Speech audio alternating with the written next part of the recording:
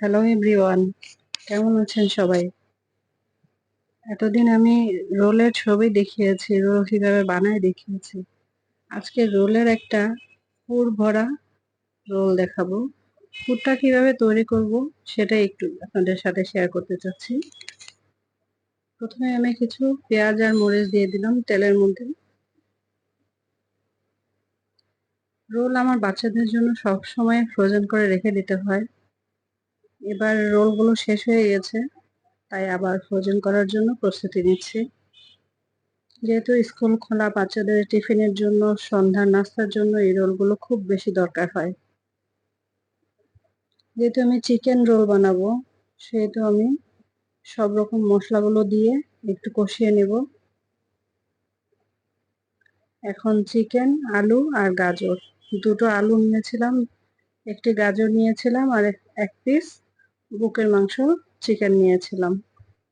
ছোট ছোট করে কেটে নিয়েছিলাম ভাজির মতো করেই, যাতে তাড়াতাড়ি হয়ে যায়। উপর থেকে একটু গরম মশলা ছড়িয়ে দিলাম।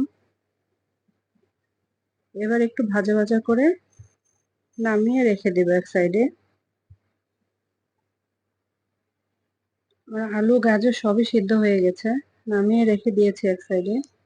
এবার একটা প্যানে কিছু বাটার দিয়ে দিলাম।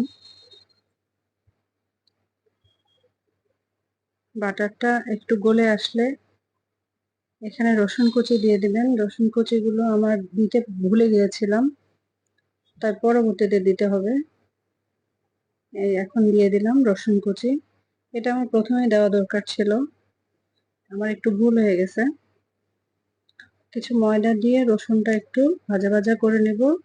এরপর কিছু লিকুইড দুধ দিয়ে দিলাম। এখন খুব ভালো করে মিক্স করে নিতে হবে এটা। যেহেতু ময়দা, খুব বেশি সময় লাগবে না ঘন হয়ে আসতে। আর যেহেতু আমি বাটারে ভেজে নিয়েছি, তাই কোনো প্রবলেম নেই, খুব তাড়াতাড়ি হয়ে যাবে। দুধটা একটা বলক আসার পরে ভাজিটা আমি দিয়ে দিলাম।